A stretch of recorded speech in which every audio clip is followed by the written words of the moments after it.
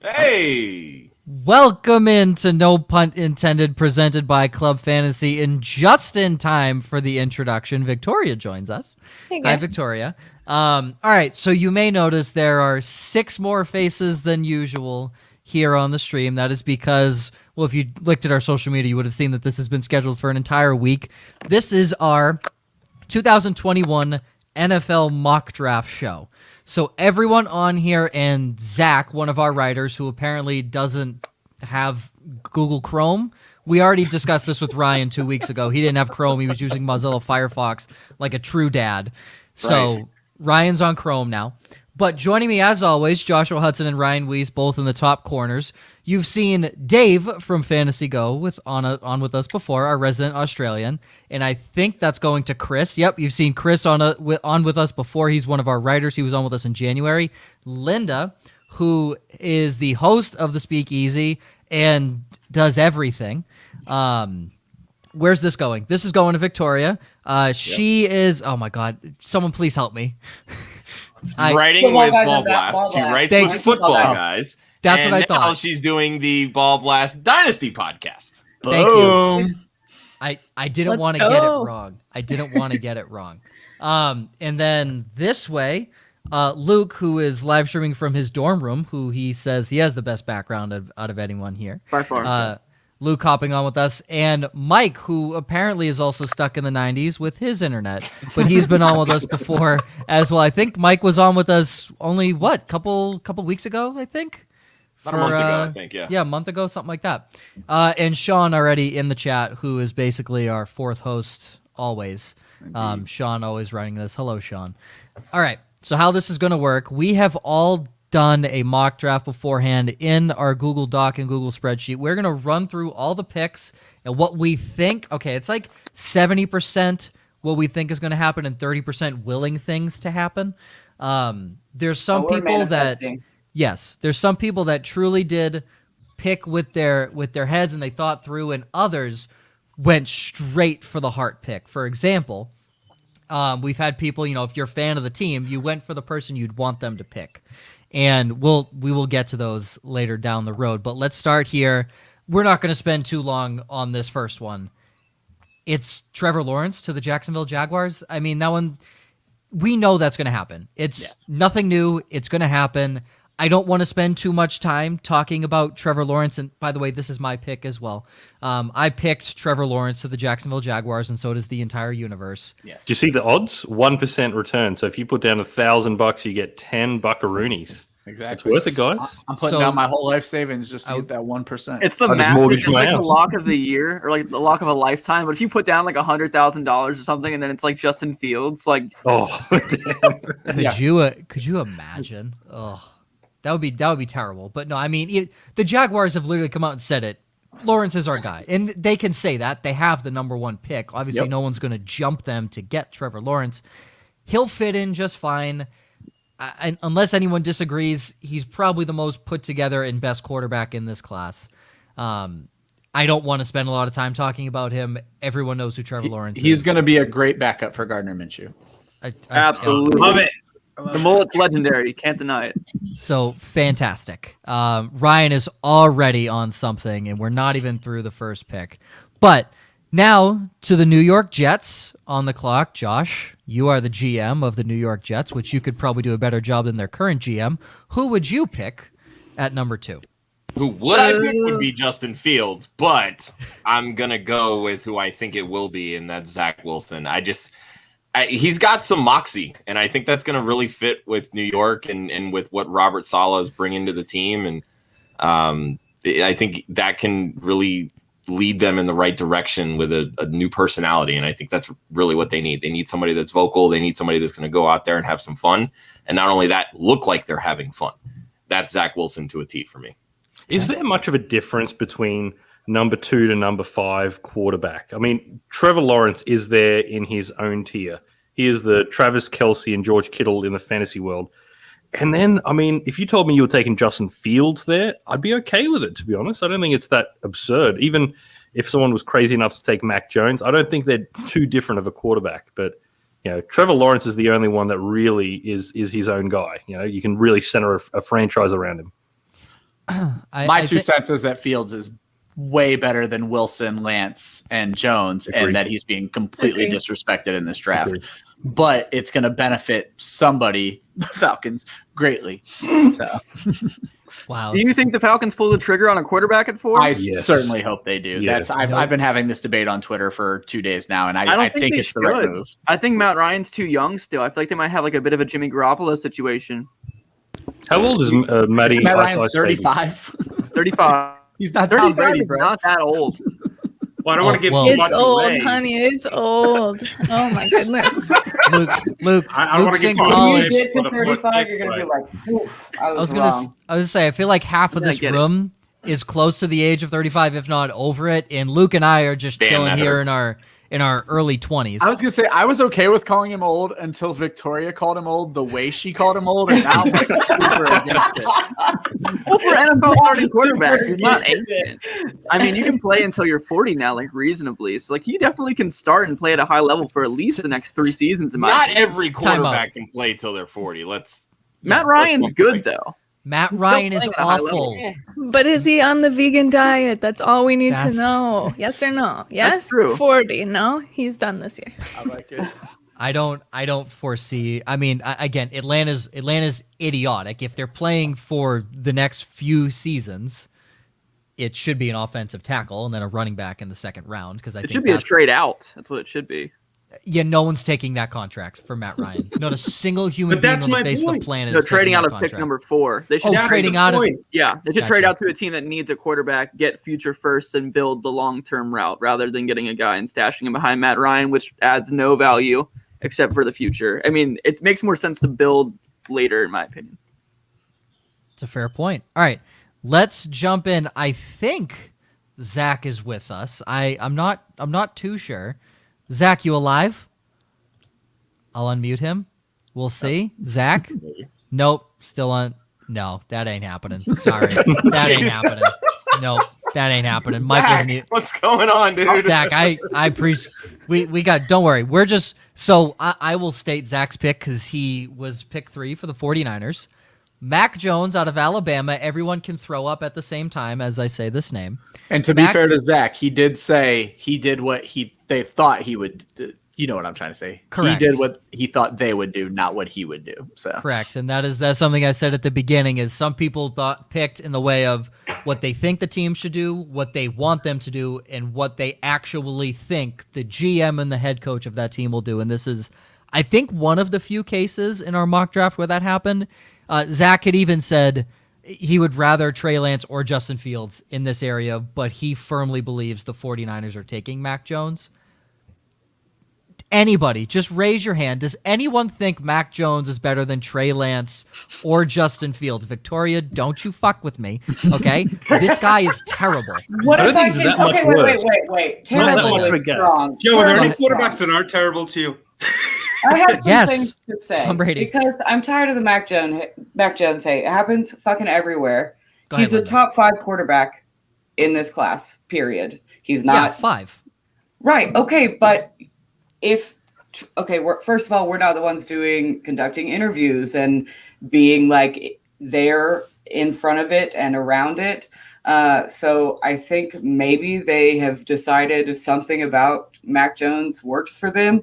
And in that case, you trade up and you get your guy, regardless of if he falls. What if he doesn't fall? Then you're fucked. Then the guy that you wanted is off the board. So getting mad because they traded up, like it affects your life in some manner or way other than it's the team that you watch on Sundays, is insane.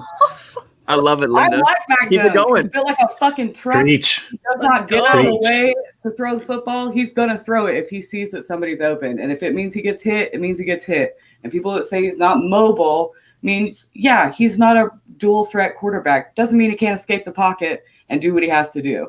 And I'm tired of it. All right. I feel like so much of the hate is coming from the fantasy community because we all want mobile quarterbacks. Yep. And this Right. guy's a statue. So Right. he doesn't represent upside the way that us fantasy managers look for in a quarterback. And He's I think very that's pro-ready. really where so much of that comes from. Dude, I'm I think taking all yeah. 49ers offense. He ends up there. Like Ayuk, Deebo Samuel to the moon. I'm ready.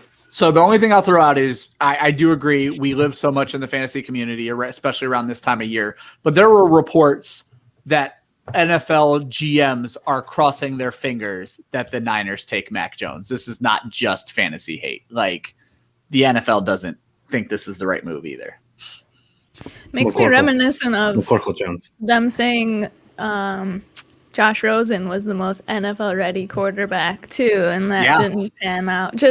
I'm not saying Mac can't be good. I'm totally with Linda. The hate is out of control, but we just want to see somebody like Fields go to San Fran because they have all the pieces together. You know what I mean? They're ready to go back to the Super Whoever Bowl lands in stuff. San Francisco, Linda hit it on the head. They're in the best spot. So You also have to look at the fact, too, that this year the quarterback class is loaded. And in any other year, Mac Jones is an easy top 3 pick. I mean, I don't think he did anything necessarily wrong. There's nothing to me with him that stands out as bad. It's just, as Josh said, the upside maybe isn't there with him because, he's not electric like Trey Lance and Justin Fields. And even Zach Wilson, he may not be a super mobile quarterback, but he's fun. He's exciting. And Mac Jones is just vanilla ice cream. But you know what? Vanilla ice cream still gets it done for me. So I still like Mac Jones. And that's fair. I think from the vanilla ice cream standpoint, you got to look at it as Mac Jones is a pure pocket passer. How many pure pocket passers are there in the NFL right now? You're looking at Tom Brady, Matt Ryan. I mean, a lot of comparisons I've heard from Mac Jones is to Kirk Cousins, so I guess I'll grant that a little bit. Cousins is more mobile than the other two. Derek Carr. I mean, Derek Carr is still mobile, but yes, Matt Stafford. Two of the guys retired, being Drew Brees and Phillip Rivers, two pocket passes. Yep, two of the guys last year. If we could talk about Cousins for a second, our Bob Last trivia answer last night he's been the top 15 quarterback for 4 years in fantasy. He was a top 6 quarterback twice. So, I mean, he's not going to be, moving around and running around, but he could still get it done. But again, it comes down to, again, what Linda said too. It's just, we don't know. We're too caught up in the fantasy world, but I do think that Mac Jones is a good quarterback and have a very successful NFL career for sure. Yep. Poor Jimmy Garoppolo. Just sitting here watching it all unfold. I think from a pure quarterback standpoint, you need Mac Jones to be, again, Tom Brady is a freaking stretch because that's the greatest of all time, but you need him if you want to be if you're taking him top 3, you're expecting him to lead you to at least one championship, if not multiple. I don't think Mac Jones can do that because, yes, is he skilled? Of course, he's a skilled quarterback. He's not skilled enough to take a team on his back. He was surrounded by the best talent of any college football team in the country. The past 10 years, Alabama's been the best skilled and best recruited class in college football. Every single year that Nick Saban has been there. Every single year Nick Saban's been there, they've been one of the best recruited classes. Josh, you are muted. Audio. Thank God. Yeah. Don't want to hear you. Damn it. But okay. They're LSU, playing the best competition too, though. And playing the best competition. Sure. But again, he's throwing to 3 of the best receivers in college football. He has the best running back in college football. He has some of the best offensive linemen, and he had on his defense most likely the top defensive pick in this year's draft. A lot of people have him going 10 to Dallas, Patrick Surtain. Okay, he had everything surrounding him. Where was this argument when Tua Tagovailoa was drafted last year? I mean, what do you mean? Yeah, people were saying Tua was the number one. Pick, rookie quarterback if he wasn't hurt. Yeah. Before he got hurt, he was the number 1 QB. But all of these same arguments can apply to Tua as well. No, sure.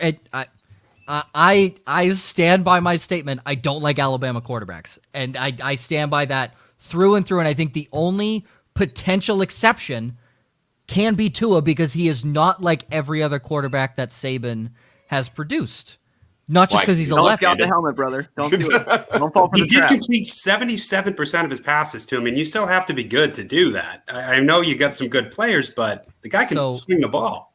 If we're going on statistics, Mac Jones had a better season than Joe Burrow, and there's in no world is Mac Jones better than Joe Burrow was in his final season of college football. Not saying he was, but Joe Burrow was number 1 pick. Mac Jones would be number 3. I think it's a totally fair assessment. He's not Joe Burrow, but he's not bad either. The argument with the weapons thing is like you were saying, like he had really good wide receivers, really good running back, etc. But when he gets to the NFL, he'll have good weapons too. I mean, I understand that the defense, if he lands in San Francisco, he's gonna have that. Yeah, for sure. Like I understand what you're saying, and like it puts him up more, but he still was capable of feeding like the Heisman Trophy winner. Like he can put up really good numbers. I mean, he is a good quarterback, and I think that he may not be the correct pick at number 3 necessarily, but if San Francisco is doing all their research and they like him enough, I don't have a problem with them taking him at 3. Can we talk about the quote about something like, I don't know who's going to be alive on Sunday? Yeah, they're definitely putting a hit on Jimmy Garoppolo. If I was Jimmy Garoppolo, I would hide in a bunker, at least until I think Sunday. the best response was from Kittle. He was like, don't worry, coach, I'll check in on Sunday or something like that. I mean, Oh my God, somebody check in on Kyle. My God. he wasn't He's having a wrong rough in his time. statement. It just probably wasn't the thing that should have been said at the time. All right, let's move into pick number 4 now, who is Mike. Mike, you are the GM of the Atlanta Falcons, a better GM than the one they currently have. Who are you taking at pick number 4? I got to go with Kyle Pitts here. It honestly just makes too much sense to me. I know everyone and their brother is thinking that they're going to trade out because, well, they have to because everybody wants a quarterback. And there's still 2 top 5 guys left at this point. But to me, it just doesn't make any sense for the Falcons. Joe, you said Matt Ryan was awful. Had to completely disagree with you on that one. But, another thing about Matt Ryan is not only is he still a competent quarterback, but he's still got a lot of money on that deal. And he's not that old. He's 35 years old. And again, in today's NFL, they can still produce at that age. He was still producing last year, and you also have to capitalize on what you have. I think unless they get blown away for an offer for Julio Jones, I think he's here next year, no doubt. I think you pair Kyle Pitts up with them and Hayden Hurst. You're seeing a lot of teams, going to those 2 tight end sets. In Tennessee, we saw Smith and Ferks on the field together at, a lot of times. And I just think that Arthur Smith is going to try to go in and win now.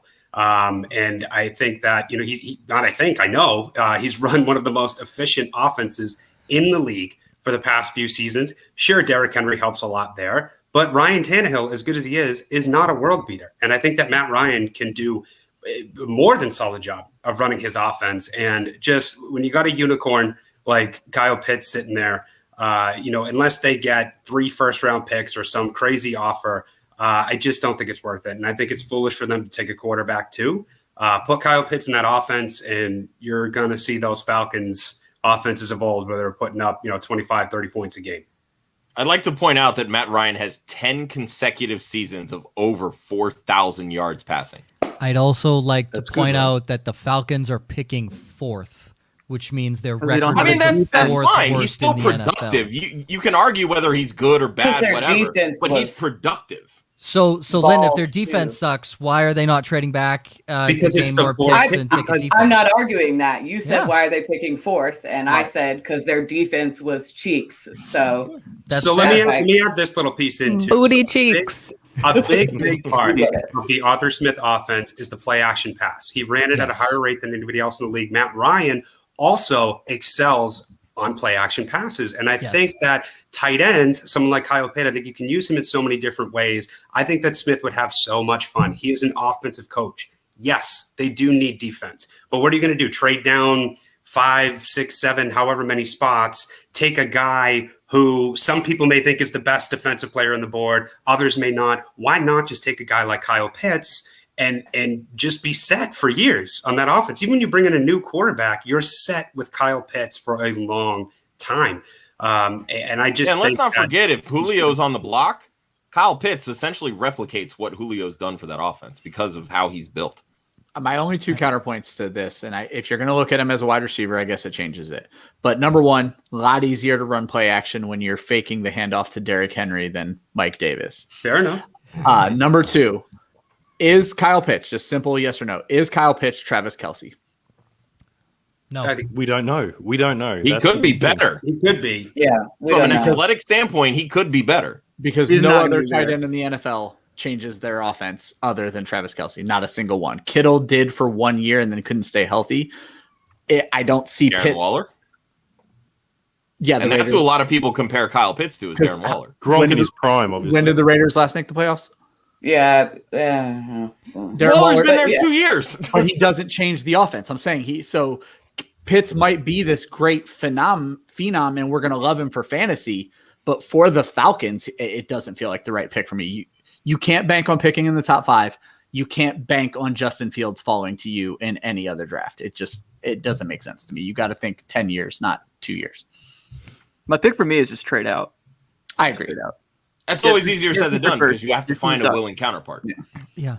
And if they want to play for now, Luke, to counter, I said they should go Sewell for an big offensive lineman, and then wrap in the second round and take the best big running back on the board, which is probably going to be Javonte Williams because they have an early second round pick.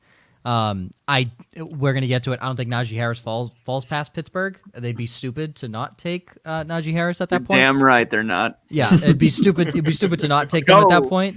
So I think you're probably looking at it. I mean, if the Falcons want to stay put and don't like any trade offers, I think offensive tackle because their O-line sucks, and that's going to help with the play action. Then you go get a big back like Javonte Williams, and there's your play action that you're going to run there.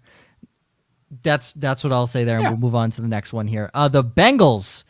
Chris, who do you got going to Cincinnati? All right, so this has been a hot topic all off season on Twitter, fantasy Twitter, just NFL Twitter, whatever. I see this going one of 3 ways. I mean, if Atlanta takes Kyle Pitts, of course, it's one of 2 ways. They're either going with Sewell, offensive tackle from Oregon, or they're going with Jamar Chase, wide receiver from LSU. I don't necessarily think going with either or is a bad pick, but I took here Jamar Chase. People are like, oh, but the Bengals, their offensive line was terrible last year. They need to protect Burrow. That's true. But I mean, they already signed a very solid tackle from Minnesota in Riley Reif. Jonah Williams is coming back healthy. I mean, he was a first round pick too. And there is talent in the second round in terms of these offensive tackles. I mean, a lot of these guys like Spencer Brown, Samuel Cosme, they grade out pretty well if they were to go Jamar Chase and then get some offensive line depth. But I mean, you can't overlook it would just be so exciting to have Jamar Chase, who, the 2019 season with Joe Burrow, he caught 84 passes for 1,780 yards and 20 touchdowns. You pair him with T. Higgins, you pair him with Joe Mixon. Tyler Boyd's already there. He's going to get like 100. He's going to get like 100 targets, I guess. They're all going to get over 100 targets. That's going to be a lot of fun, that offense. You think if and they can still get. You think if Pitts falls to 5 that they're gonna take him? I think it's a possibility. If Pitts falls to 5, they can upgrade. What about Drew from Sample? Was last year not enough of a sample size wasn't that big. Hold on, why did you do Moss? that? This is no pun intended. I don't know if you guys remember the name. But See, I mean, hold on. Thaddeus Moss is now a Cincinnati Bengals, so get the Yes, band back sir. together. Yes, Bring sir. in Jamar Chase and light it up. I mean, CJ Uzama. How is no one going to mention him? He's come back. I love Uzama. Yeah, Uzama's a starter. I think He's a starter. I think Uzama's great. Is But he? Matt Ryan sucks. Uzama's great. He's but very Matt Ryan- average. I think the offense just doesn't Okay. use tight ends, so Kyle Pitts would make 0 sense there personally, but that's just me. They seem to use him more when Burrow is healthy, so it'll be interesting to see a full season of Burrow. But when do we you're see not a going full to get a season? full Burrow's season gonna of start. Burrow if they don't take Sewell. You might not get a full season of Burrow I- anyway. He tore every CL in his knee. Yeah, I Every think Every CL. yeah. For all the CLs. CLs. Linda Yeah, Cannon, all like the we're L's. gonna- Did. they're all fucked. But Injury Linda, expert. Linda. they said he's on track for week 1. I don't know what that means at this point I in don't April, believe it. but I I don't don't either. believe But it. they say he's He's on starting track week 1. for week 1. My guess is we I don't probably see him necessarily- week 4. Let's be clear. If you're throwing to T. Higgins, Jamar Chase, and Tyler Boyd, you just go out there. You don't need time. One of them's open already. Yeah, 2 snaps and chuck it. That's all you need. And even if they're not, just throw it. They're going to catch it. Doesn't matter. Yeah, that offense for fantasy would be. I mean, Joe Burrow might creep into the top 5 in fantasy at that point with the amount of passing touchdowns he should have in theory in that offense. But yeah, I mean, the smart choice, Sewell. The fantasy choice, I mean, Jamar Chase. is it Sewell. a smart choice? I mean, Protect as a Look at the big scar on the Rams man's fan, knee. Look at the scar on his knee, Chris. I remember when Greg Robinson He from has no Auburn ACL. was far and away the best offensive tackle. And we took our RG3 number 2 pick on Greg Robinson. We passed up on Khalil Mack. We passed up on Mike Evans, Odell Beckham. The list goes on and on. And I just think it's not as safe as a pick as people make it seem.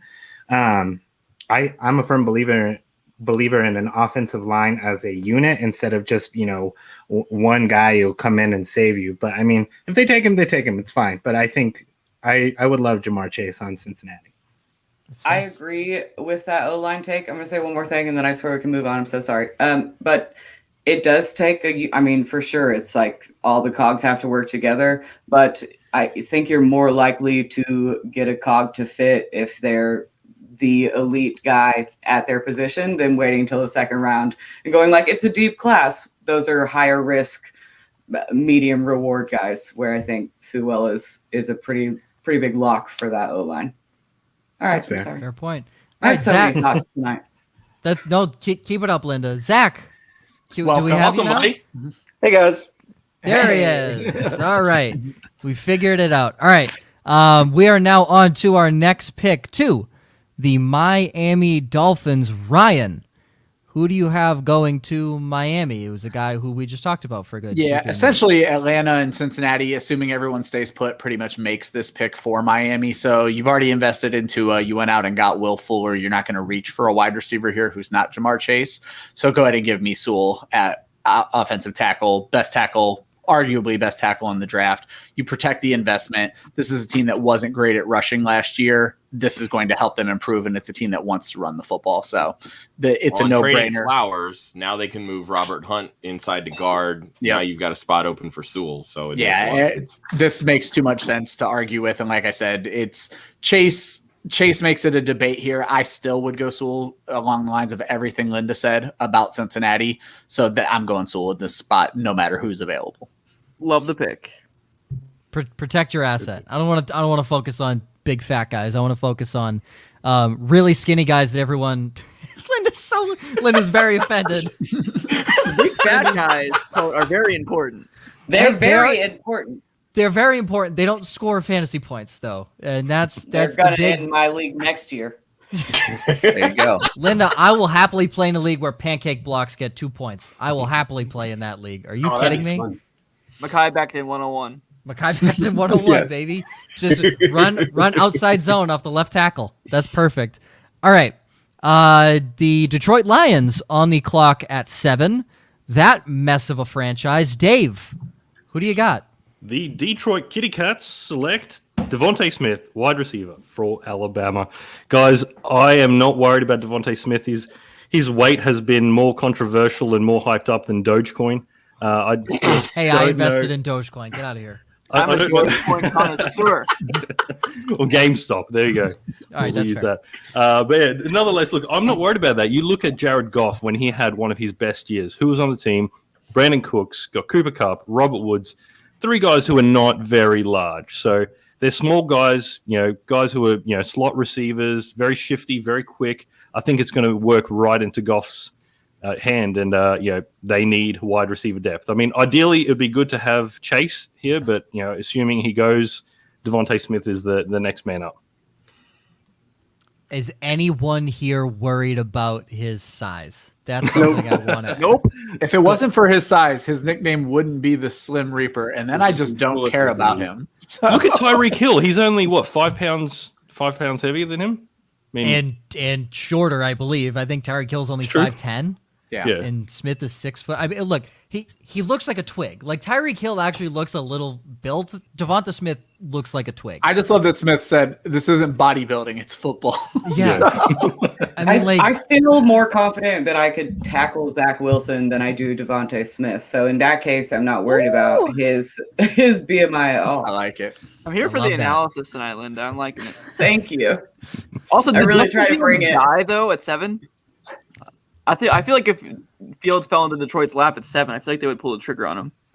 They should. I don't know. They Gave up seem a pretty ton. gung ho about Jared Goff. So they just gave up a ton to get him. I just can't see him Yeah, let's just be clear. Weren't you just arguing with me that Atlanta with a 35-year-old Matt Ryan shouldn't go Fields, but Goff is like 28 and is the second highest cap hit in the league behind Matt Ryan? But Jared They Goff should is take a him. lot worse than Matt Ryan. And Detroit needs a franchise quarterback, and I don't think Jared Goff's the answer long term. I think we are romanticizing. He's getting a bit Jared too much Goff's not hate. the answer short term. I don't think he's that bad. Let's Look, be honest. Guys, Is Jared Goff one of the best quarterbacks in the league? Absolutely not. But he does the He's job. He can serviceable, run. yeah. Yeah, he's Yeah. serviceable. He does the quarterback. job to get them a top 5 pick next year. But That's not what if he they does. don't have not if they don't have weapons, right? No, top 5 if they keep if Hawkinson's their only viable option in that offense right now because Quintez Cephas, he is not going to be a wide receiver one. And Rashad Perriman, No, I'm not. Tyrell Tyrell Williams, Williams, baby. No. Let's go. wait, Tyrell Williams is a Lion can't last now? a full Yeah. season. Yeah, And no, Wow. I'm with you on no. that. And the reason why I love Devontae Smith is because they need a player like Devontae Smith because Jared Goff is not that deep threat guy. Quintez Cephas is more of that outside guy that profiles more as a deep threat. Same with Terrell Williams. Yeah, exactly. So I mean, I think Smith could end up honestly leading the team in targets. Besides maybe someone like Swift or something next year if he steps right in. I think he's a perfect fit there. I'm also much higher on the new look Lions than many. I actually really like the coaching staff they put together. Not so much for Dan Campbell. Those kneecaps, though. Fighting kneecap, baby. More so for Anthony Lynn. I also want to see Deuce Staley get a real fair crack at it. More so than he did in Philly. And I just think Devonta Smith would be a great fit for them. And I'm not worried about his size at all. I'm also a big believer in him. So I like this pick a lot for Detroit. Yep. I love Devonta Smith. Yeah, I don't have an issue with the pick whatsoever. All right. On to the number 8 pick, who just traded away their franchise quarterback in Teddy Bridgewater to Linda's Broncos for a whopping 6th round pick. Victoria, who do you have going to the Carolina Panthers at 8?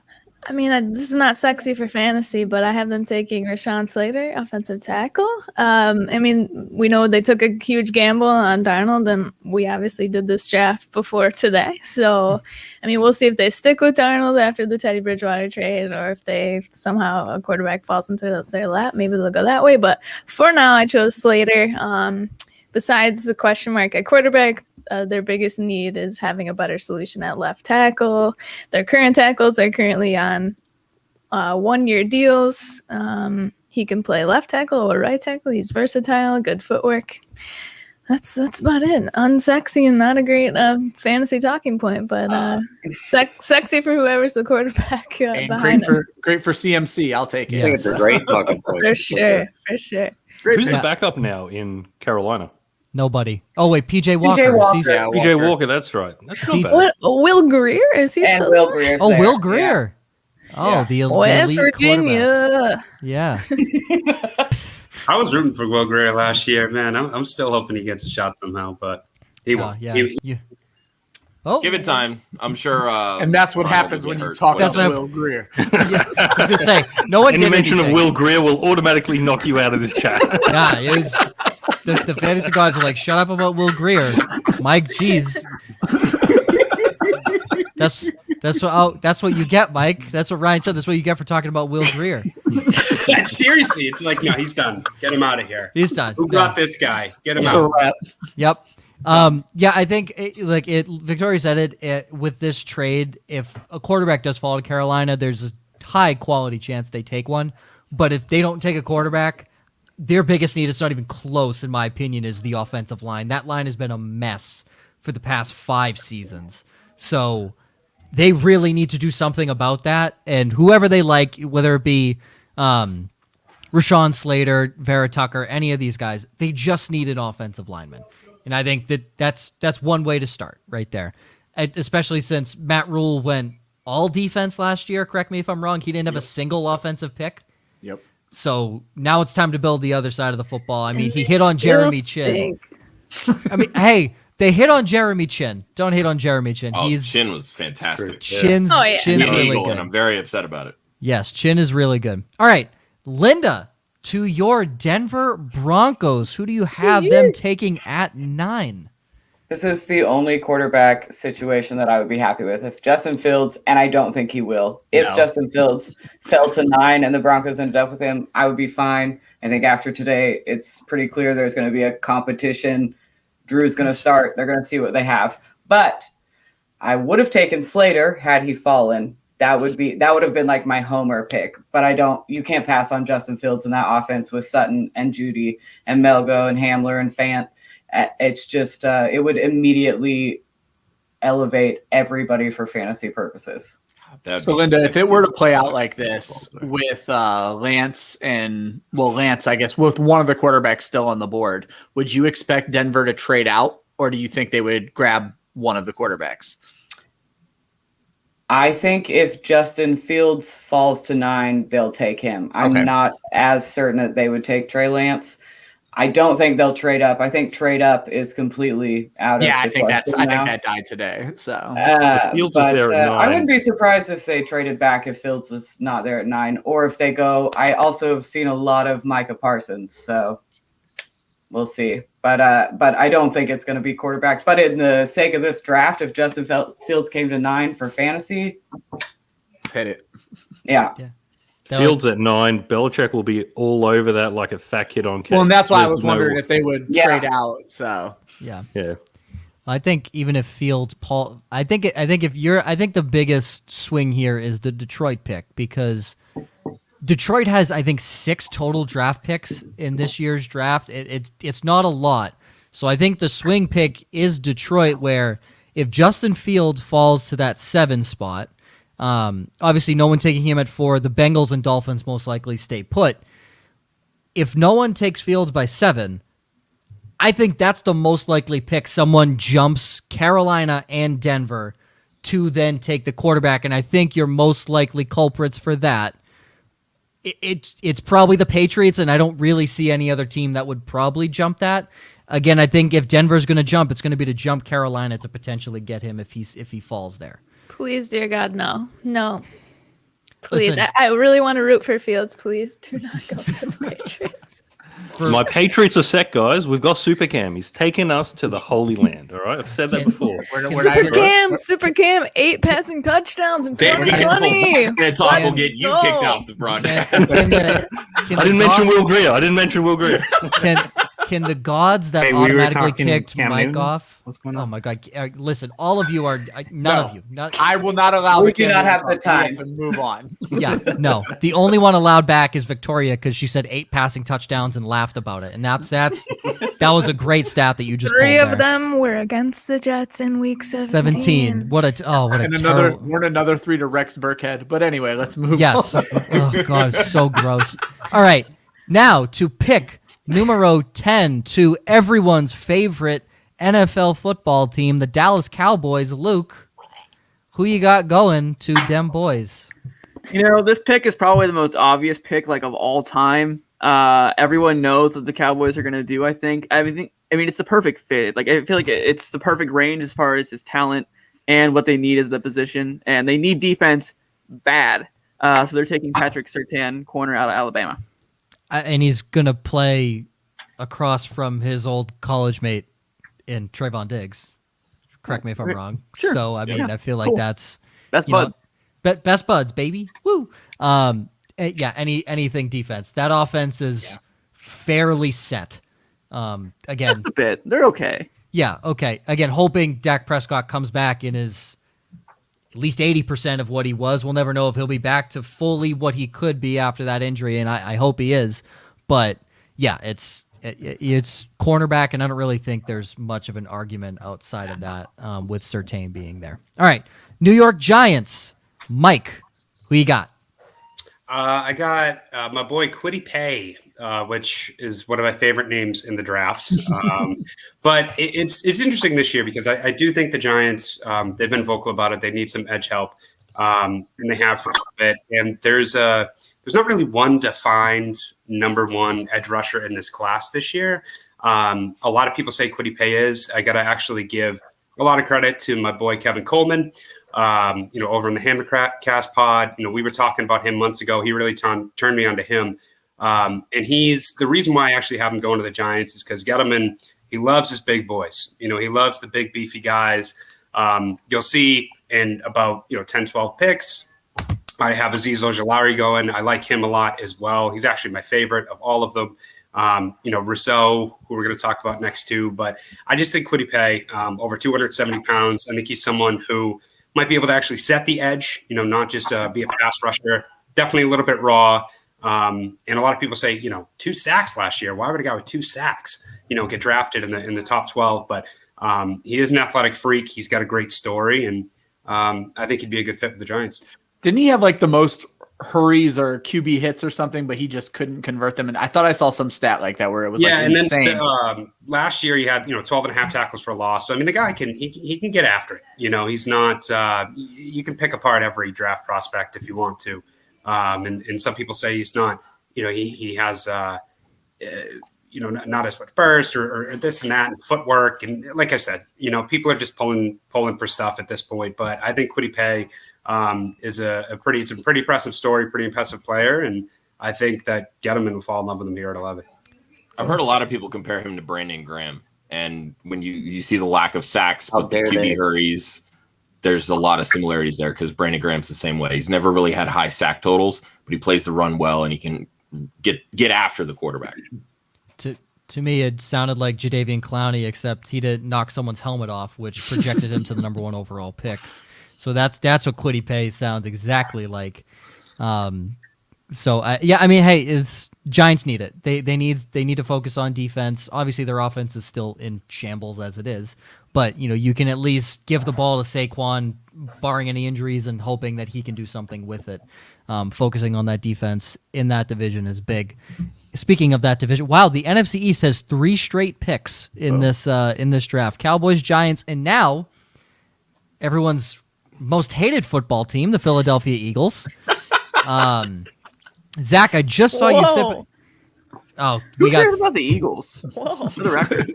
Yeah, you got 2 Eagles fans on here. All right, relax. Their fans are garbage, but exactly. Right. I'm just kidding. That narrative is trashy. Victoria is invited to every show ever. If she's going to trash Cam Newton and Eagles fans, every show ever. Send her the link, and she is invited all the time. Are you kidding me? All right, anyone Zach. here support Cam Newton though? I don't think so. Dave supports Cam Newton. Yeah. Please, Luke, don't do it. Don't even give him an inch. Don't give him an inch. No, Cam Newton. I'm not. Everyone shut up. MVP Cam Newton. Everyone shut up. I'll do it tomorrow on the live draft show when they're on the clock for inevitably 15 minutes. Okay. The Eagles, Zach, who do you have going to your Philadelphia Eagles? Can y'all hear me? Yes, we can. Okay, good stuff. I have them taking Jalen Waddle from Alabama. And I have them taking Jalen Waddle from Alabama because we need an alpha wide receiver. We need someone that can tear the top off, run past every single defense. I see you. Love you, Matt.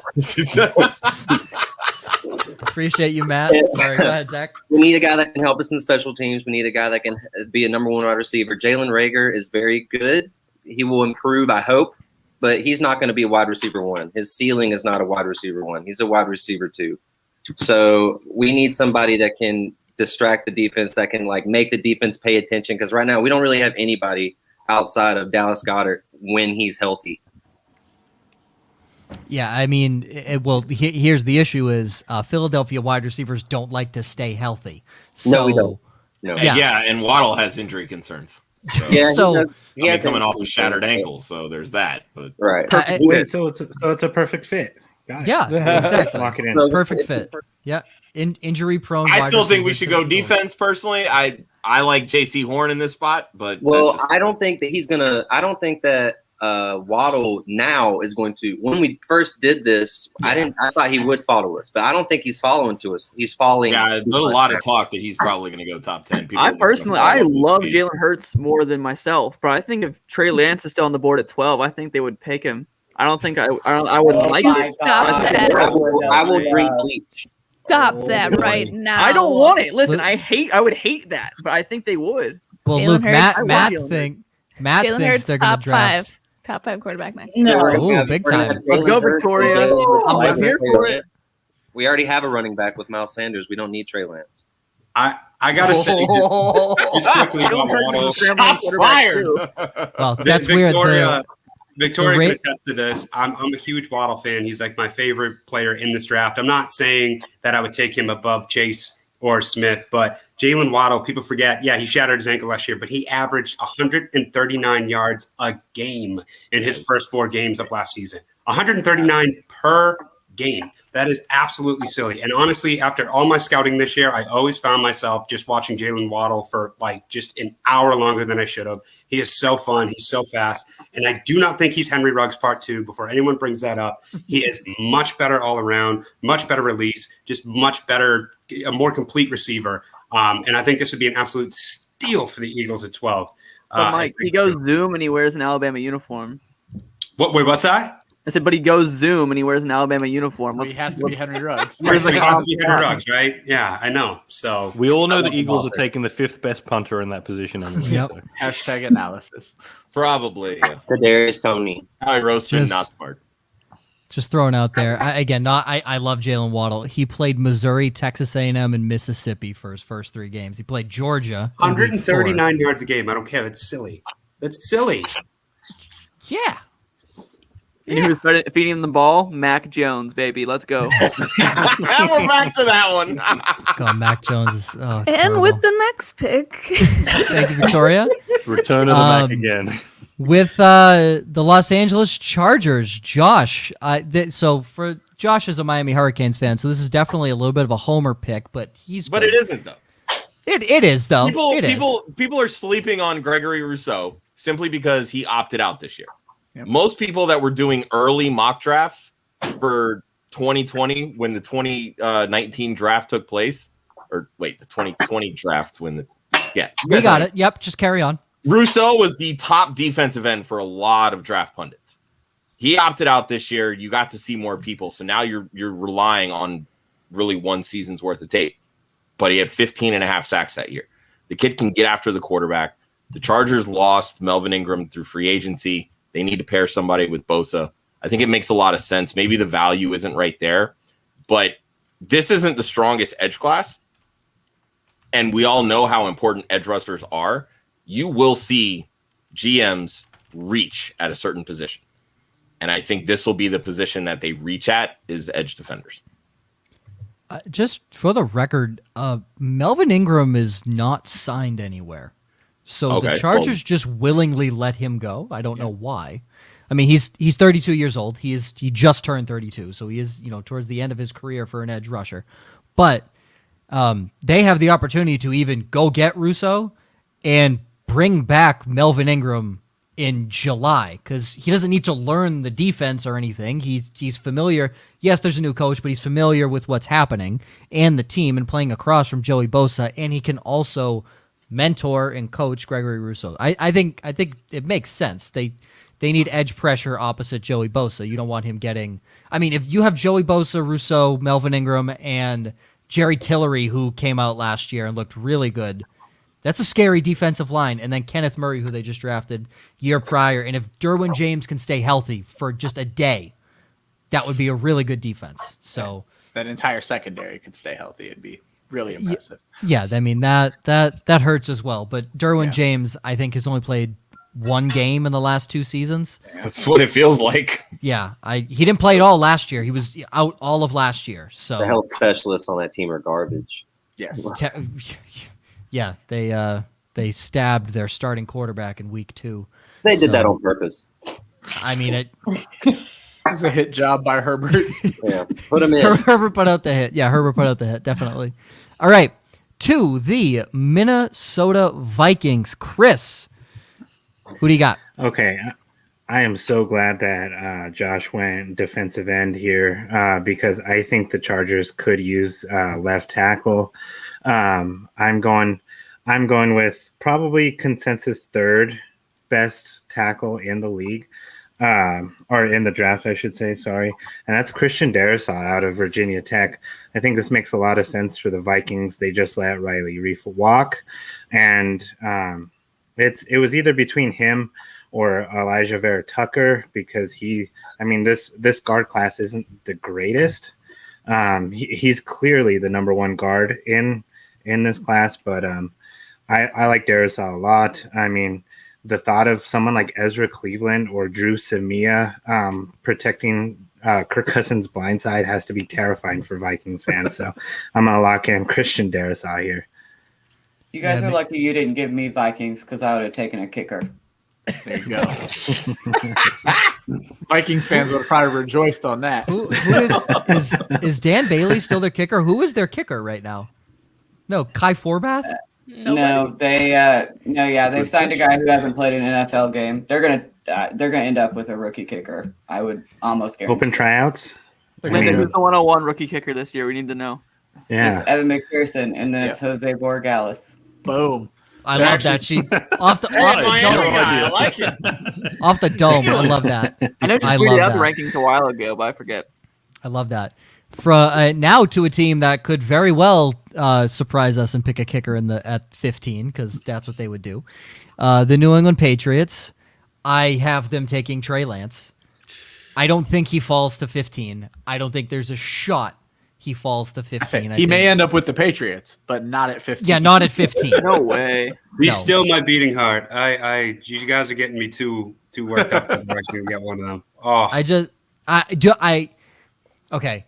Do I want the Patriots to take quarterback? Yes. Do I think they will? 90%. Do I think the 10% of Bill Belichick that's a freaking asshole is going to take a left tackle? Yes. I also think that at the exact same time. But I think, and I am on record saying this, Cam Newton would be a great backup to Trey Lance because Josh has said it. They're Other way basically round, the same buddy. person Other way except round. no. Other way around. Come on, Dave. Don't hurt my super cam like that. Josh has said it on our NFL show. MVP. In 2015. The NFL MVP has like Play 21 20 Super Bowl. guys, come on. Josh is for the record. I'm not doing any of this. It's all about This is me. a Cam It Newton is true, podcast, Joe. right? You're being very good. Thank you, Mike. Thank you. Josh has said Trey Lance is Cam Newton with an arm, and again, Cam Newton had an arm before his 2 shoulder surgeries. So I think the perfect person to learn from is a guy who has played it basically roughly the same style of quarterback as Cam Newton and then Trey Lance. I think it's perfect. I don't care that he went to NDSU. What I looked at was when I heard he threw 28 touchdowns and 0 interceptions. That's what I cared about. I don't care what level you play at. If it's Pee Wee football and you don't turn the ball over, you're one of the best players on the field. Like that says something. I don't care what the competition is. Not turning the ball over once is amazing. And that's what But really 139 yards per game against nobodies is nothing, right? correct. No, okay. Yeah. Before we move on, though, Joe, let's assume all quarterbacks, things don't fall New England's way. All quarterbacks are gone. What do you think they would do here? Draft I Cam would- Newton again. Oh God, I think it would be. No, I don't think. No, I don't think they go. I mean, if they go corner, it would be J.C. Horn to the South Carolina connection with Stephon Gilmore. Who they're thinking about trading, apparently. That's what I said it for. I think He they had- would Would've done it by now. He has no trade value. He's 1 year left on his deal. Unless it would be at the trade deadline to a contender. I love Stephon that Gilmore. Victoria was waving goodbye to him. Yeah, Yeah. I agree with the Gilmore thing. I think they kind of missed the boat. I think they can still move him, but I think his value has gone down significantly, especially after the injury too. They're gonna, if they move him, it's at the trade deadline to a contender because there's 1 year left on his deal, and that is the perfect situation of how 1 year deals end up playing. Top guys like that at their position, aging, go to a contending team with 1 year left on their deal, in the hopes of winning a Super Bowl. Victoria, did you want to jump in? Just interrupt. Yeah. Go ahead, Victoria. If I do jump in, I'm just gonna make a puking noise. Oh. Yeah, We sorry, need a soundboard with sound effects, Yeah. Joe. That's really what we need. Victoria. I'm sorry that Stephon Gilmore had to leave Buffalo to go to a contending team and win. a Listen, Super Bowl. why are we talking so long about the Patriots? Oh my gosh! So I'm I'm just actually, I messing can get up. on board with that. I just actually messing. also can get on board with that. So, Ryan, you asked the damn question. So, realistically, I think it's J.C. Horn, Micah Parsons, because they do need an actual linebacker. Yes. Or, in classic Bill Belichick fashion, they trade back. Okay. That's- One question. Go ahead, for- Zach. If So if Trey Lance's turnover stat impresses you, why doesn't Mac Jones's when he played in the SEC? Again, Mac Jones had the best team in college football. Who cares? Okay, but I we're care. we're gonna have to talk about this after the show. Let's fucking We'll come back. move on. But we're gonna get back to that best receiver thing after the show. So let's go. I don't know what you want from me. I stand by my decision. I don't like Mac Jones. All right. Make you change your mind. No, you won't. To the Arizona Cardinals, Miss Victoria. Who do you have? Hey, so the Cardinals are going to take J.C. Horn here. It's a toss-up for the best corner, right, between Surtain and Horn. He's proven he can shadow a number one receiver. He can contribute immediately. They're in a tough division, as we know. We've got Kupp and Woods on the Rams, Lockett and Metcalf, Debo and Ayuk. It's a tough division. They need some help to cover some of the league's best top wide receivers. Similar to Carolina, they've got their two outside cornerbacks are on 1-year deals. Not similar to Carolina, the 1-year deal thing here. So they need someone coming in, right? And Patrick Peterson is gone. Not that he made an impact of any sort, but I just figured I'd throw that in there. And Horn has never missed a game in his 3-year collegiate career. That's pretty dope. So Cardinals need help. Tell you, when I moved to the US about 8 years ago, I didn't know anything about football, and I was watching a game and someone's like, "Oh, that's a cornerback." I'm like, "So is that like a quarterback that throws from the corner?" Or I had no idea what the hell it was. So, anyway, I know now. I found out just yesterday. It's not the case. So. Dave can teach us Victoria. about. Go ahead, Chris. Did you give any thought at all to any of the running backs here? No, because I feel like we did this so long ago. My goodness, it feels like a long time. I mean, I think it was like 2 weeks ago. that would be spicy, though. That would be spicy. To take Najee here. It wouldn't be Najee. Oh, okay. That is not a Cliff. I've said that's not a Cliff Kingsbury running back. A Cliff Kingsbury running back is Travis Etienne. That's a Cliff Kingsbury running back. Nah, because they have other issues, and then they could take Chuba in the third round, and y'all will never hear the end of it from me. Just so yes, absolutely. Linda, where does Chuba rank for you? I actually am curious about that. Running back one. Come on, Luke. No, I'm not a pass. God damn, he's my RB5, which I think is fair. I think we don't have to get into it right now. I wrote a whole article, but we can talk about it later. We're gonna have topics to cover after the show, so everybody hang out. We're gonna have to record it for bloopers afterwards. That's what we're gonna. Yes. I feel like it'd be rich if they took a running back there. Their defense is horrible. It's horrible, and JJ Watt fine, obviously, but. Plus, you got to think about it. What they look at their offense last year. All they did was they just need someone that can run the ball. I mean, Kenyon Drake is as inefficient as he was. They just need someone that can just carry the ball. And I do think that Chase Edmonds is going to get a little more run too.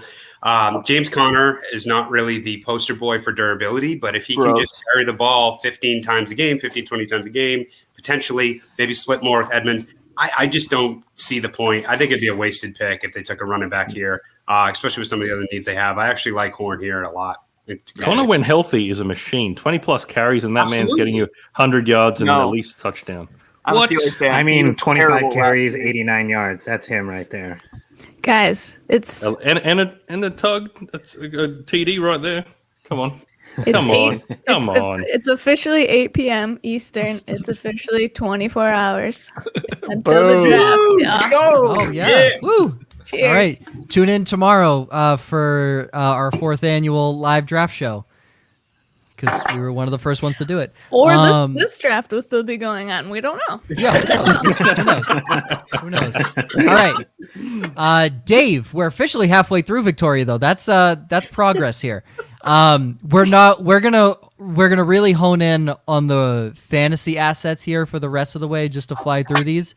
But we'll let the people who drafted this specific player kind of dive into why they did it. So, Dave, Elijah Vera Tucker, offensive tackle from USC to the Raiders. Why do you do that?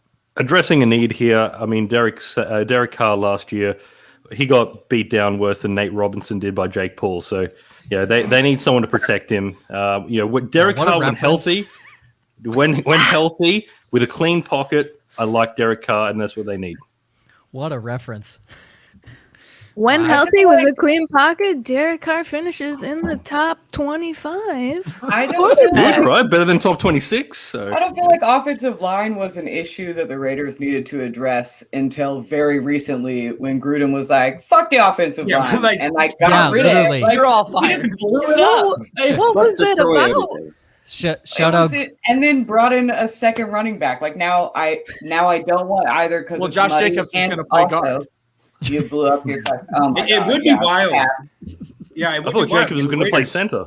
You're 100% right. That was actually one of their strengths last year. They actually had a really good offensive line, and Yeah. that's I think part of the reason why Josh Jacobs was, scored as many points as he did, has as many touchdowns as he did. But then, exactly like you said, Gruden was just like, "Yeah, fuck him. We don't need him." And then just so it'd be wild to see him gut his offensive line only to take one here. It would be, but who knows? I mean, it is John Gruden, so I hope they take another wide receiver. Big, big shout out to John Gruden for giving back the Patriots, Trent Brown. We appreciate what you did and your sacrifices for your team. He's locked in 10 years, $100 million. What does he care what he does with that damn team? What does he? He's care? got to be on the chopping He's block, having right? fun. Yeah. No, he's not. He's not on the chopping block. No, No way. If he has another failed He's year, John Gruden, and Mark Davis doesn't know his left from his right. He doesn't care. He's making so much damn money in Las Vegas right now. He doesn't care how the team performs. All right, Miami Dolphins back on the clock for their second pick of the first round. Ryan, back to you with the Miami Dolphins. Easily the biggest deal of the draft so far. Micah Parsons falling this far. Best defender in the draft, has some off-field concerns. If you play IDP, Micah Parsons is a guy who can step in as a rookie, is going to have high tackle totals right away. I think it's a great fit for them. The entire fantasy community would love to see a running back here. I don't think they make that pick this early in the first round, but Micah Parsons, great fit on this defense.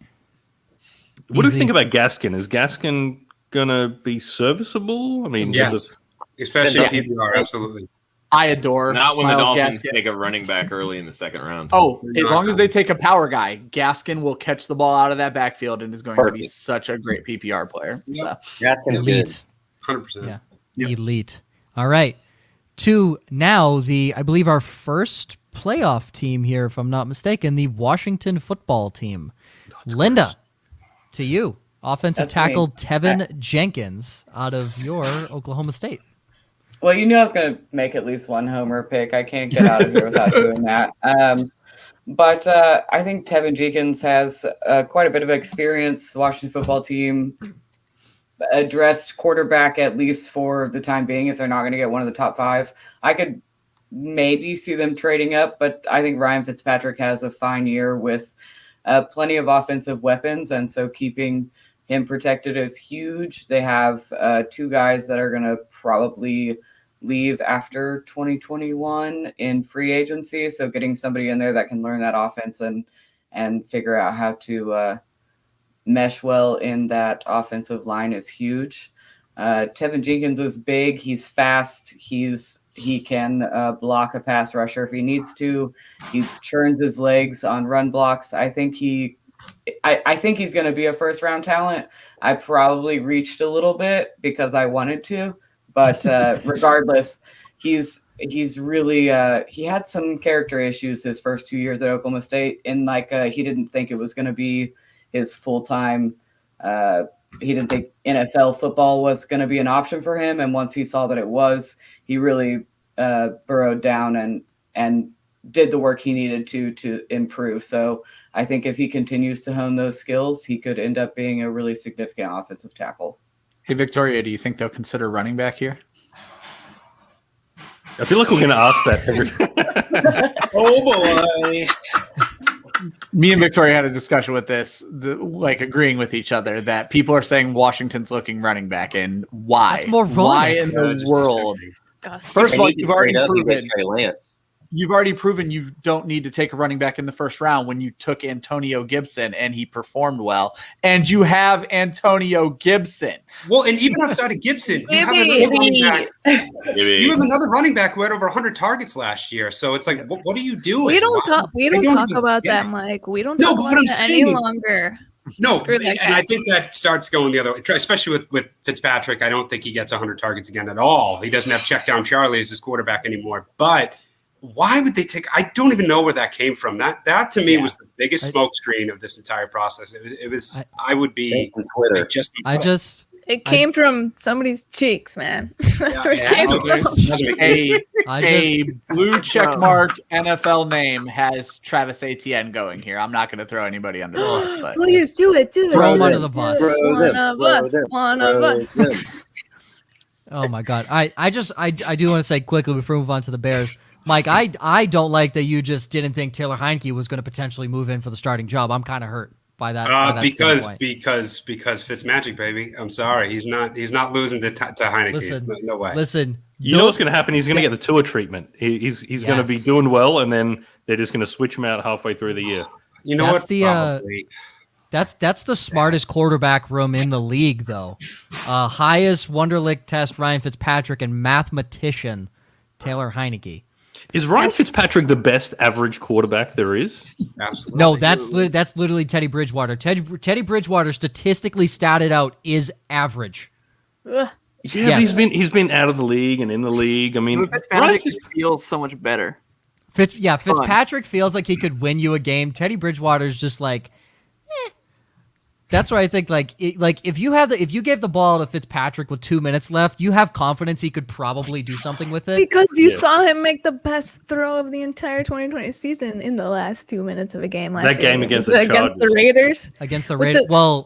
Raiders, you're right. Helmet pulled back and are you kidding me? To get him into field goal range, that was incredible. So Magic. Stupid. Great defensive call by the Raiders. Okay, to the Chicago Bears with the elite Andy Dalton and Nick Foles quarterback room. Let's go. Luke, Rashad Bateman from Minnesota, the wide receiver. He's got nice quads, and that's about it. Okay. That's it. He's a great player. He also has great quads. It's a good fit for the team. And the analysis. Don't even say anymore. Don't even say anymore. And the analysis. Good thing you're not GM. You're like, all right, I don't need to see the top half. I just need to see the quads. Hold on. You need to know when to quit. You had it right there. Great quads. I mean, we see from the quarterbacks, apparently neck width is a factor and quads. So as long as you can see their neck width and quads, you're good to go. Neck width and poor skill, because I'm pretty sure that same franchise drafted Mitch Trubisky 4 years ago. You mean the Nickelodeon Most Valuable Player? Yeah, the MVP? I love that he won that award. That was the greatest thing in the world. Linda's video just shorted out because she laughed so hard. I was trying to hit the mute button so nobody heard me cackle, and I accidentally hit the video button. The MVP, the only player in NFL history to win the MVP, Nickelodeon Most Valuable Player, Mitchell Trubisky. He did throw an absolute dime bag in that game that Javon Wims just decided to drop. So he did make an MVP type play. All right. Can I ask anything more? Luke? Sorry. Go ahead. Luke, what say you to Darnell Mooney truthers? I like Darnell Mooney. If they take Bateman, but so you don't think that Mooney can step right in and be that number 2 behind Robinson? I think he is really good, but I also think it's more of a long-term move because Allen Robinson definitely wants out of Chicago. So let's say Allen Robinson's gone next year, the year after, you'll still have Rashad Bateman to be your one in the offense. I also think Darnell Mooney can probably slide in the slot. He's such a good route runner to where they could put Bateman and Robinson opposite and just let Mooney roam wherever the hell he wants to go. I think that can happen too. Open. Yeah, he's such a good route runner. It's going to suck that no one's going to be able to get him the football. If he runs out of the slot, though, Dalton, baby, let's go. If he runs out of the slot, though, Andy Dalton in a few games did at least look at CeeDee Lamb coming out of the slot and was able to get it to him in a couple games. So that somewhat gives me hope. It's better than Trubisky or Foles by far. All right. To another wide receiver, to the Indianapolis Colts. Zach, you have Terrence Marshall from LSU going there. Yep, I picked him because Dave fucking sniped me with Elijah Vera Tucker. So, because I wanted to go tackle for them, but but then they need a wide receiver because T.Y. Hilton wheelchairs his way to the field every game. Paris Campbell dies every 3 weeks. And we don't know what we have with Michael Pittman. He could just be a glorified wide receiver too. So they need that one because, I remember him. His biggest, problem was that Carson Wentz didn't have weapons. So why wouldn't you just go ahead and fix that problem before the Colts fans start complaining about it like we did? I think too, if you're gonna roll the dice on a potential number one receiver, it's with LSU, who has produced consistent number one receivers in the NFL. And he produced with two of the best. He produced with the best rookie from last year and arguably the best rookie this year, and that was his competition. So that screams to me that he can enter in a deep wide receiver room, which when healthy, you can consider that wide receiver room deep, but. I was about to say, with all those guys healthy, Pittman, Paris Campbell in the slot, and Terrace Marshall, that's a pretty solid trio of young receivers that have a lot of potential. My thing is it's making sure it's a good wide receiver room and making sure that you have that insurance in case one of these guys that dies all the time dies again. Yeah, I mean, and again, like imagine that class of we already seen Justin Jefferson's a stud. Mm-hmm. Imagine Jamar Chase and Terrence Marshall come out from the exact same team, and are those studs? I mean, we saw it from LSU with Odell and Jarvis Landry. We know what those guys are. Imagine LSU does it again this time with 3 wide receivers. That's just unreal.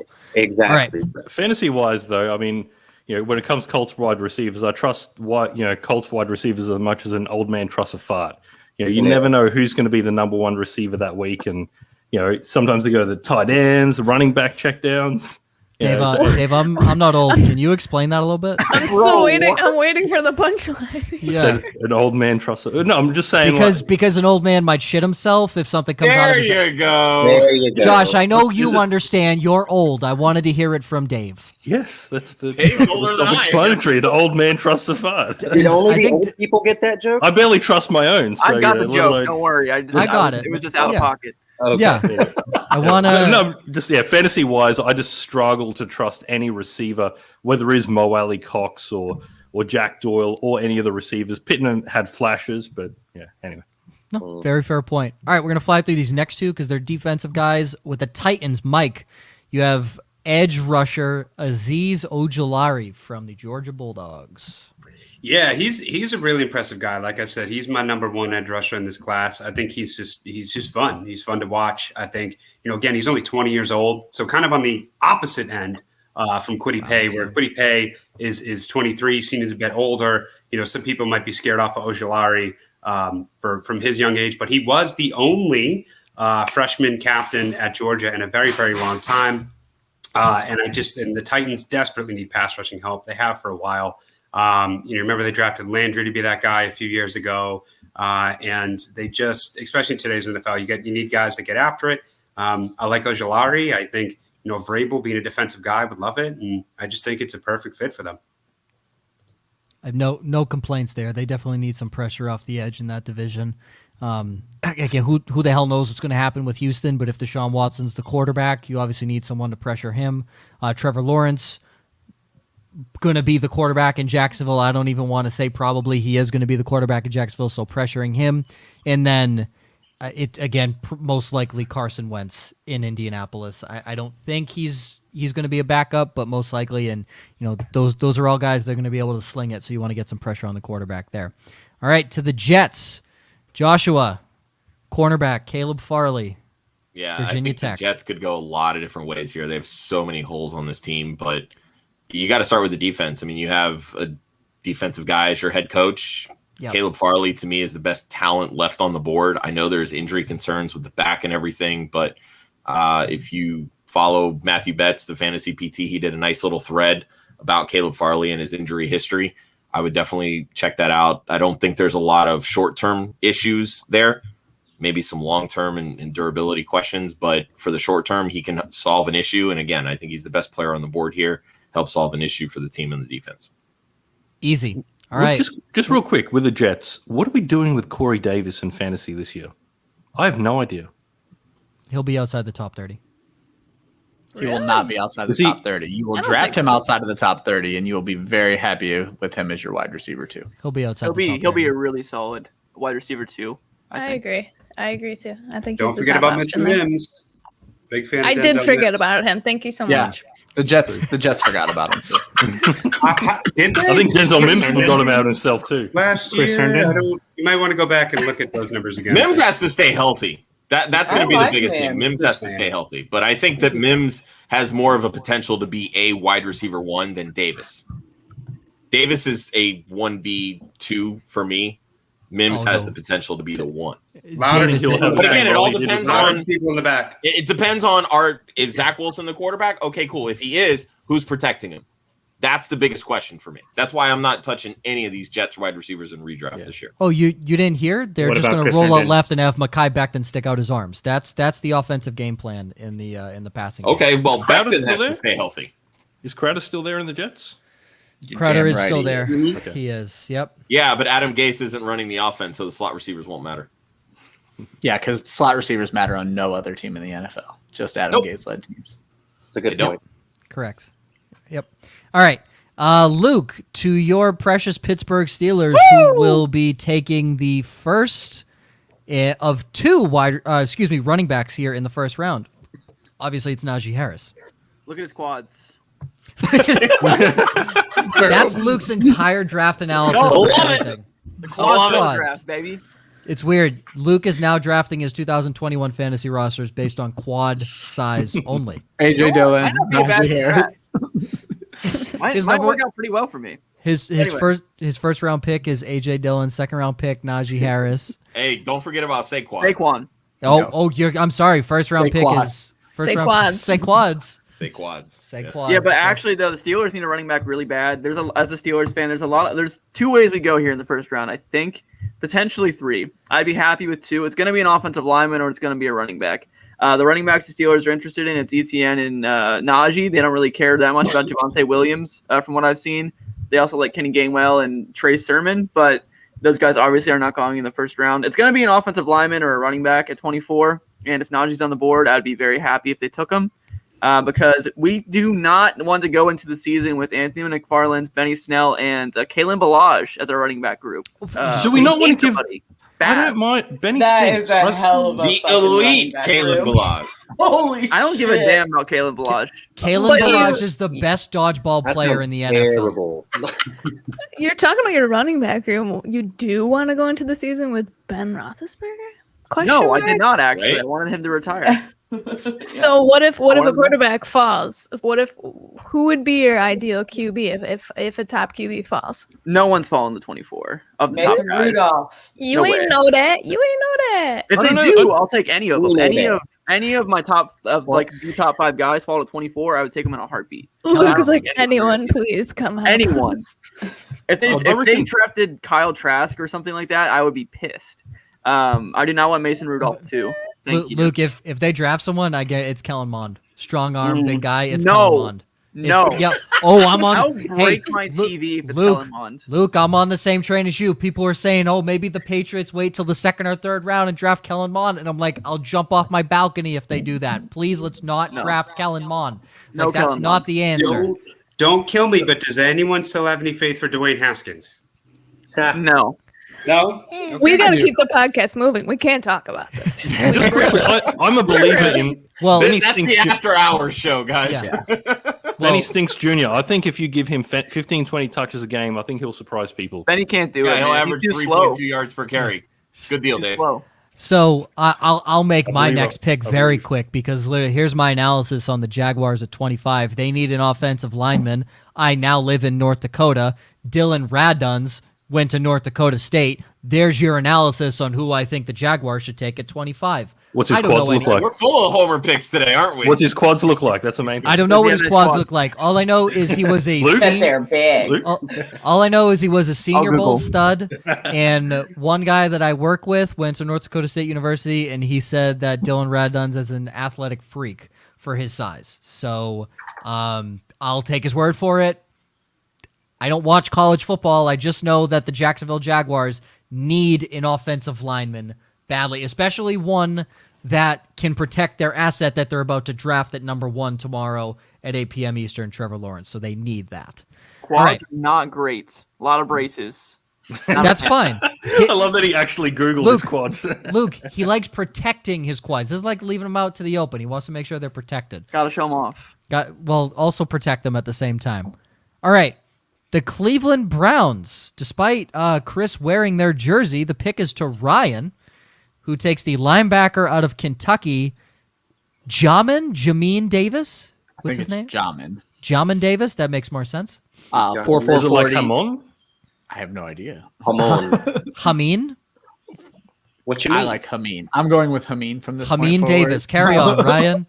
Give me 4.40, and if he can play behind the front four that the Browns are building, the front three, depending on if they're running 3-4-4-3, because they're all over the place, he's going to again be a tackle machine. If this were to happen, this is a name you pay attention to in IDP because there will be a lot of freed up tackles. The Browns already have a great pass rush. Everybody they've added. This is a kid who can fly all over the field. He'll need to bulk up to play middle linebacker, which is where the Browns would want to play him, but that's something he can do. If you know the name Joe Schobert or Christian Kirksey, they're the same two guys that raked in a hell of a lot of tackles at the middle linebacker position in that defense, and Hameen Davis can do that. That's not his name, but we're going with it. All right. Linda, Baltimore Ravens, Kadarius Toney out of Florida. So this wasn't a homer pick. This was a chaos pick because I do think Toney ends up going in the first round. As much as the fantasy community doesn't like Toney, a lot of that I think has to do with his age. But I think he's going to be a viable option on an NFL team come next season. And it's just one of those guys that we're not excited about. We don't like, boring, sturdy hands that produce. That would be like, too much. But no, I think Toney can make an immediate impact in the Ravens offense. I know Sammy Watkins is there now, but I think they put Toney in the slot and give somebody sure-handed for Lamar to throw to. He had the second most missed tackles last season. So I think he's taken a lot of flack for his late breakout age or whatever you analytical people call it. And I think he's small. I would prefer if the Ravens took a bigger guy, but I think he plays bigger than his numbers show. So mostly it was for chaos. I like it. Yeah. The Ravens just need a quarterback to get him the football. That's the biggest issue. I didn't say that. That was a mean. I do want to throw out just one quick thing. I didn't say Lamar's bad. I just said he can't throw. Friend of the show, good friend Greg Roman. Friend of the show, good friend of Linda's, Troy King said if the Ravens draft a wide receiver, he'll be a great value in fantasy football. Could not disagree with that more. They do not throw the ball enough to prop up Mark Andrews, J.K. Dobbins, Marquise Brown, and then another rookie receiver. They would literally only have to throw to those four players for them to be that fantasy. I'm not saying it could not be a great pick for regular football. For fantasy, it would be a disaster. See, I think I don't think they need to draft a receiver because, and again, this isn't a hot take decision to stick, but there's actually one guy they have on there who I really want to see just get a chance, and that's Devin Duvernay. Because James here's Prochet. Why. Listen, no, because here's why. If you go back and you look, there was actually a point in time where Willie Snead was outproducing Marquise Hollywood Brown. Yeah. And I do agree with Joe a little bit that Lamar Jackson's limited as a passer. But let's not also forget that 2 years ago, he had a 9% touchdown rate, and everyone talked about regression. He still put up 7% last year. The man can throw the ball as long as it's in the right spots. Yes, he already has Mark Andrews. I understand that. But I do think if they get a good slot receiver, allow someone like Duvernay or someone like that to come in. Everyone forgets Willie Snead was actually usable last year. I know it sounds like a joke, but he was. I do agree with Ryan that passing volume is low, but with Toney, maybe I haven't scouted him, as much as you have. To me, he doesn't profile as much as a slot guy. He's more the kind of that outside guy to me. But I do think that them taking a wide receiver would actually be a wasted pick here, even though everyone in the world thinks that they're going to do it. So I think Toney does end up in the slot. Maybe they don't need it, but I do think Toney ends up in the slot where he goes. He's also that versatile, can be behind the line of scrimmage and make something happen or catch a pass 50 yards down and make something happen. He can do all of that. I just think he'll end up in that middle area. So Tony in you're- his career in college ran over 70% of his routes from the slot. Linda, Well, my I biggest stand question corrected. is, See, that's why I said. Yeah. So if so you're she's right. going with a slot receiver there, why would you go Tony over someone like Elijah Moore or Rondale Moore, who Chaos. Did she not are just more- say it's Well, I chaos? understand the chaos side of things, but I might like them better, but I feel like what we're hearing from draft analysts and the NFL as a whole has Tony higher. So I think that's Fair probably why I leaned Fair Tony. Also, I would like to know that if Terrace Marshall was there, that's who I would have gone with, but he was the most. So Gone. I would like to Tony- hear it, too. Tony is higher on NFL teams' draft boards than I think people realize. yeah, and I much don't higher. understand why. I He don't really either. only has 1 year, one solid year as playing a wide receiver because he was a gadget player for the first 3 years in college. People Alright. dig it, man. All right, so what I'm going to do here is I'm going to get rid of the defensive players that are left on the board, and then we'll talk about the two other offensive players. So we're going to start at 28.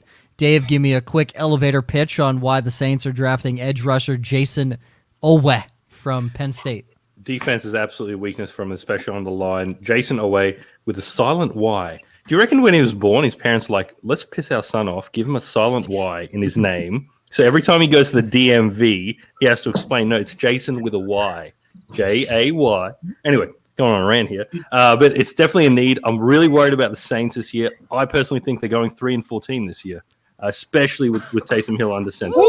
Wow. 3-14. Wow. Taysom Hill is not the answer. We I'm know messaging Winston isn't. Cooter as soon as we're done. The Dave. defense. I'll make sure we cut this clip to preview the show tomorrow. Can we- 3-14. 3-14. Can we also point out Sanity.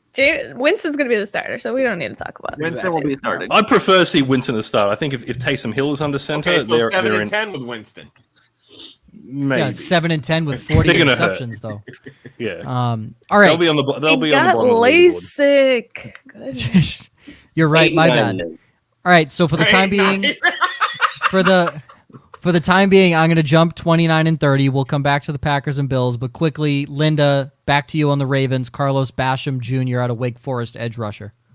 They lost 2 edge guys to free agency. They totaled 16 sacks last year. They're leaving Wolf and Campbell. They combined for like 5 sacks. Basham has some, I think, growing to do, but if he hones in his skills well, he's a little bit of a higher risk, but a very high reward if he can get it all together. He's explosive and changes direction quick. So I like him quite a bit. I think I'm reaching a little bit here, but I think it's a position of need. So Okay. And Josh, 32 to the Bucks. 2 of your 3 actual picks have been defensive ends or edge rushers from the University of Miami. So tell me why Jalen And both of Phillips- them are at the top of this class. Jalen Phillips was the highest ranked defensive end in his high school class going into college. He got hit by a car actually when he was at UCLA, and that's what really dropped him down because the quote injury concerns. But the last, I believe it was 5 weeks or 7 weeks of last season, he was one of the top defensive ends production wise in college football. Jalen Phillips has that skill to be a top edge rusher. The Bucks are, if I'm not mistaken, the only Super Bowl team to literally run it back with all 22 starters returning going into this year. They need depth. That's it. Both of their ends, really their defensive line outside of Vita Vea, is on the older side. They're all over the age of 30. So they need to start getting some youth because we saw in the Super Bowl, you win by getting pressure on the quarterback. Add Josh, I some love this young pick, defensive too. talent. I love this pick. That's an I absolute actually- steal at that point. It was Because between- they can take on the risk of Phillips's injury history. Right, and it was between when I was picking for the Titans. It was actually between Phillips and Ojulari for me, to tell you the truth. So I'm actually a big. Well, and Phillips that's fan. and I Yeah. get that. And NFL teams are gonna weigh that exact same thing. Is the injury history with Phillips, is it worth the risk at this spot? The Bucks have the ability to take that risk, but I also think at 32, they're going to be one of those teams that other teams are calling to say, hey, we want to come back into the first round because we want to lock in that 5th-year option on a certain player.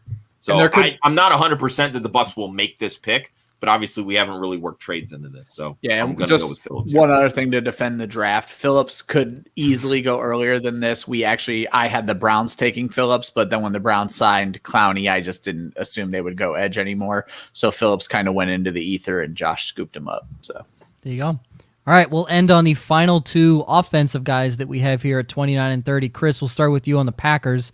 Wide receiver Rondale Moore out of Purdue. So I thought about trading up here for Trey Lance, but I decided, backup situation with Jordan Love. I think that's pretty solid. The Packers can go all over the place here. They can go offensive lineman. They can take that kid out of Notre Dame. They can go corner. I mean, they re-signed Kevin King. We all seen what happened there. But I love Rondale Moore. I think he's the slot receiver that they've been searching for. Can have Adams on the outside. And I mean, Rondale Moore's player comp is T.Y. Hilton, which T.Y. Hilton in his prime is always very good. He grades out well. I mean, we all know his breakout age was in the 99th percentile at 18 years old. They could go Elijah Moore here too. But I would love to see Rondale Moore in Green Bay, so that's why I went with that pick. He's got bunnies in his shoes. What was it, a 44? 45, I think. 45. It doesn't matter. He's 5'7". Hard pass I'm on so every. I'm so out I'm of not it gonna anymore. do it. Even I with wish that vertical. Michelle was here. I wish Michelle was Yeah, here. I don't care how high he can jump if he's 5'7". Listen, Also, with that vertical- go look at his route chart. Look at his ADOT. It's like, yeah. It's freaking laughable. He didn't get the ball more than 3 feet past the line of scrimmage.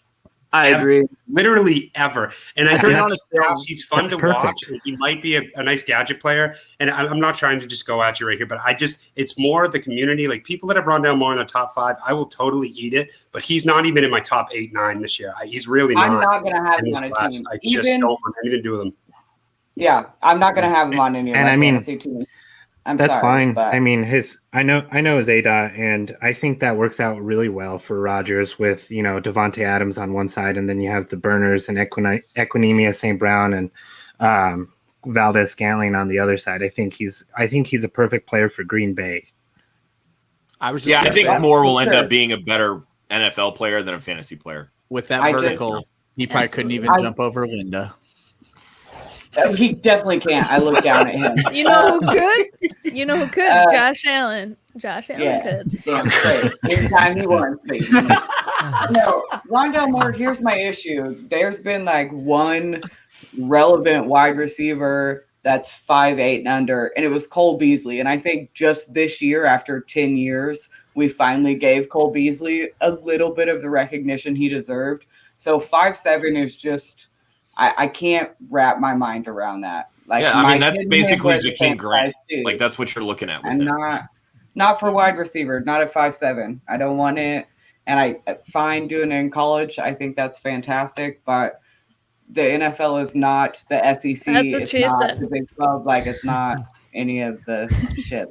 So, All right, that's fair. All but right. I do agree.